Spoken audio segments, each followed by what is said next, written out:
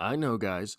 Nobody wants sunshine right now, but that's too bad because we're going to get some of it. Real quick, guys, if you find yourself here by chance but not design, the Kansas City Chiefs are the only thing I talk about on this channel, dropping multiple videos every single week, so consider hitting the subscribe button. It really does help me out if you decide to hit the like button, and if you want to help the channel out a little bit more, there is a link to my Patreon, as always, to be found in the description below. My only request is that if you do decide to join the Patreon, it is for only $1 per month. Now, let's get into it.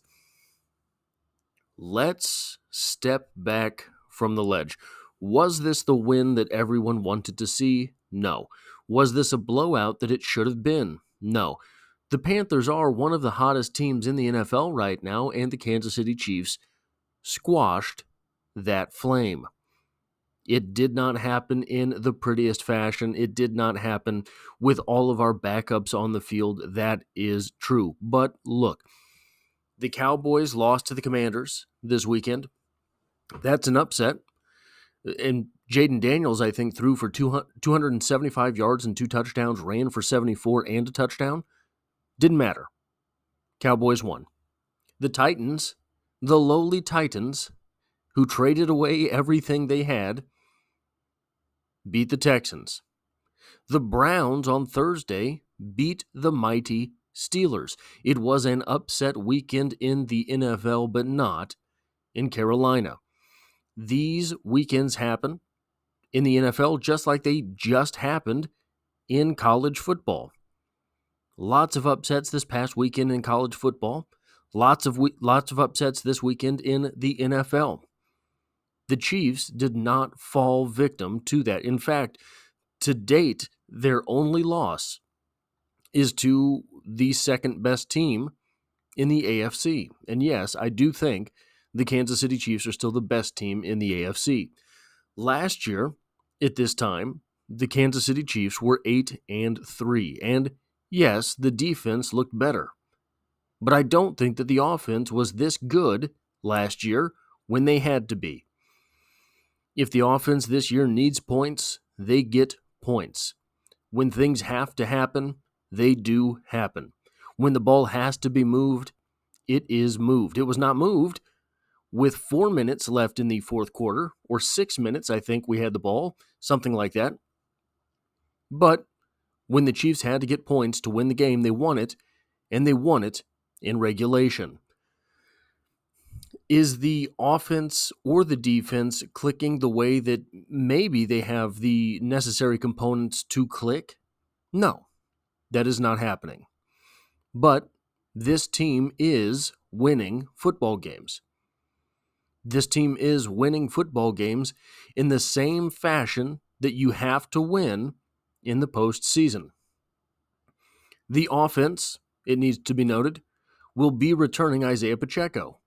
The offense possibly will be returning Hollywood Brown. They will be adding DJ Humphries, and depending on the bottom of that wide receiver lineup, it is a good security blanket to have Tyquan Thornton on the practice squad. I think that he is a dynamic receiver, even if he is not the most reliable. He is a guy that can stretch the field, even if he won't necessarily make the catch at the end of that route. The defense will be returning Charles Omenihu. Last year, at this time, they had already returned Charles Omenihu. The defense and the offense will see players return that will make a difference. Will these players immediately be in football fashion? No. Or in football shape? No. They should be able to get there by the time the postseason comes around. The defense is a little bit of a mess. Again, Charles Omenihu will return. Charles Omenihu is a force on that defensive line. Joshua Uche, who was recently acquired, is still learning the scheme. At this point, yes, he can be sent out there and told, pin your ears back and go get the quarterback. And no, he has not done that yet. I think he will add a little bit of spice to this defense by the time the postseason rolls around. He's a player who is underrated in his speed, so I think that the the blitzes that see the edge players fall back into coverage will be better served with him on the field than possibly any other defensive end on the roster. By the way, has anyone heard anything about a Caleb Evans passing through the waiver wire? I have not to this point. I searched a little bit online, couldn't find anything. I don't think we will have that until Monday, but it's possible the Chiefs acquire a Caleb Evans. A Caleb Evans is not, not a Pro Bowl cornerback. Is he better than Najee Johnson has been to this point? I believe so. Again, nothing guaranteed there, but I do think the Chiefs will have placed a claim on the waiver wire for him. Whether or not anyone else has is yet to be seen. Now, I think the defense is a matter of a couple things not clicking the way they did last year. And yes, it is the obvious stuff. The pass rush is a step behind, and cornerback 2 is really a cornerback 4. I don't think that the team I don't think they thought L'Jarius Sneed was going to have a historic season and be in position to demand a trade or to get paid the money that he was going to earn. That set the defense back. You don't see that coming, you got a ring out of it, right? Which weighs heavier, right? I tend to think that winning a Super Bowl ring is absolutely going to be what it is that weighs heavier on that scale. I think that they thought they were going to be able to re-sign him at a reasonable price. And by the way, so far that trade is working out for the Kansas City Chiefs. L'Jarius Sneed has struggled in his time with the Titans. And I think they knew prior to the season that the pass rush was going to be off this season. That's why they took a flyer on Cameron Thomas. Has Cameron Thomas worked out? No. But they took a flyer. It cost you a 7th-round pick. That's it. That's all. He's giving you about as much, if not more, productivity than a 7th-round pick would, because it's a 7th-round pick next year, not this year. The Chiefs have sold out to win a 3rd consecutive Super Bowl. And that's all you can ask as a fan base. Is everything going to work out? It isn't. It never was going to. It's worked out pretty well so far for the Kansas City Chiefs over the past few seasons. Now, the offense is a step off, yes, and it's because of the obvious stuff. DJ Humphries will help that left side of the line. I know that the guys at All Chiefed Up seem to think that maybe he won't start, and it's possible he doesn't. I think that is a starting level offensive tackle for this team. I think that he is going to... I think that there are things that Wanya Morris just doesn't know yet at the NFL level. Is Wanya Morris someone who I think can start at offensive tackle productively in the NFL? I do. I don't think that he is at the level that we have seen DJ Humphries when DJ Humphries is good. And again, like I said, in the video on DJ Humphries, I think that part of his lack of being a stud in Arizona, that team just didn't work. And we can see here, when everything isn't clicking, even a star, even a superstar, even the GOAT, Patrick Mahomes, can look a step off. That is absolutely something that happens along the offensive line as well. But in this game, I think that the problem was Jawan Taylor. I thought that he, even with all of the pre-snap hiccups and things that we are told are legal in the NFL, that little half jump step before the snap, he's slow to react. He is not getting in his pass set fast enough, and he is not doing anything to inhibit the pass rush before they get to him. He is not extending it, from what I see. Not an offensive line genius, but that is what I see. And just like with the Cameron Thomas acquisition, the Kansas City Chiefs did try to address this in the preseason. The Chiefs drafted 3 offensive linemen, including a tackle. They brought in Ethan Driscoll as a UDFA, who was maybe the best offensive tackle UDFA that was available. And it seems, based on the timing, that DJ Humphries returning from injury was the backup plan all along. I understand. Golly, I don't know what's going on with me. I understand saying, well, yeah, they brought in 3 offensive linemen. 2 of them didn't dress today. 1 of them didn't dress last week. They brought in 3 offensive linemen through the draft, and 1 of them is not performing. He's the only one that's seen time, by the way, so it's possible none of those 3 perform.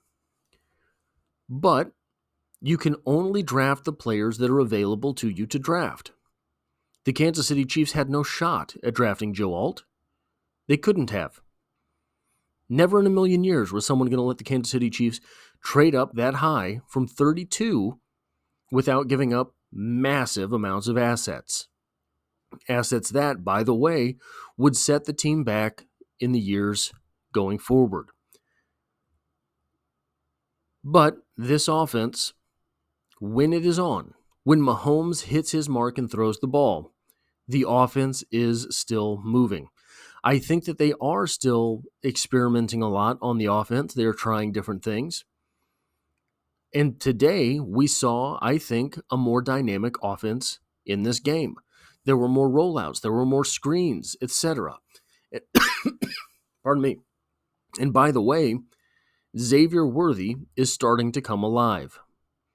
That is a dangerous prospect to have starting to click at this point in the season. The drags across the field, utilizing that speed, are going to cause fits for defense once Mahomes and Xavier Worthy are on the same page. Listen, the penultimate point that I have today, 11 games in, the Chiefs are 10-1. Normally, by this time in the season, the Kansas City Chiefs are hitting a mid-season swoon. Normally, by this time in the season, the Kansas City Chiefs are starting to show serious cracks, serious faults. They're losing games. That is not the case this year, not yet. The Kansas City Chiefs have not won many pretty games. The Kansas City Chiefs are starting to have small things come together. The Kansas City Chiefs are starting to gel. I know it doesn't look like it all the time. Last year, it didn't look like it all the time either. Last year was a Super Bowl season. And that's where I'm going to finish the discussion today. The Chiefs aren't supposed to be good this year. The NFL punishes success. That's why it is the greatest league in professional sports. There is a whole lot of parity. There's a whole lot of turnover. There's a reason that prior to the Patriots, that prior to the Kansas City Chiefs, the NFL saw all sorts of teams. The NFL was a wasteland of teams that were supposed to be Super Bowl champions. The NFL was a wasteland of teams that prior to the season, all of the pundits would pick and all of the pundits would lose on. Now, the Kansas City Chiefs are in mid-swing, it seems, of an historic run. The Kansas City Chiefs are, it seems, one of the teams that has made winning possible when you're supposed to. The Kansas City Chiefs do get everyone's best shot. The Kansas City Chiefs are many teams' Super Bowl. The Panthers aren't going to be in the postseason. This was their Super Bowl. The Bills, we've said it for seasons in a row now. The Chiefs are their Super Bowl in the regular season. There is a reason that Josh Allen is 4-1, I believe, in the regular season versus Patrick Mahomes, and 0-3 in the postseason versus Patrick Mahomes. The Kansas City Chiefs, in large part, treat the regular season like an NBA team. Everything in the regular season is set up to practice for the postseason. Am I saying that the Chiefs are treating every Sunday like a practice? No. But to an extent, yes. The Chiefs are going to be better in the postseason than they are right now. Can you say that for the Bills? Can you say that for the Lions? We saw at the beginning of this season, the Saints were the hottest team in the NFL. They played the Chiefs. They're not going to the postseason. The Falcons started the season pretty hot. They don't look too great now. The Kansas City Chiefs started the season looking shaky but victorious. The Kansas City Chiefs are entering the latter half of the season shaky but victorious. There are a myriad of reasons for this, not the least of which is that the Kansas City Chiefs are trying things on Sundays that other teams try to perfect in practice before rolling out. That other teams, there is an emotional high and low to this season, to every season. If I were a betting man, and I'm not smart enough to be stupid with money, if I were a betting man, I would bet that the Bills lose next week. They have had their emotional high for the season. They're going to be coming down from that. If the Bills had played this week, I would have bet against them. The Chiefs do not succumb to that. The Chiefs are even keel. The Chiefs want to win every Sunday. They do not hang their hat on the regular season. This team will be better in the postseason. This team will win and win and win. They will not get too high or too low off of it. That is all I have for this episode. If you like or appreciate what I do here, hitting the like button really does help me out, as it tells YouTube to share this video with other Kansas City Chiefs fans. If you find yourself here by chance but not design, the Chiefs are the only thing I talk about on this channel. I've dropped a video every day straight for like 600 days now, so consider hitting the subscribe button. And as always, I hope to have you back for the next one.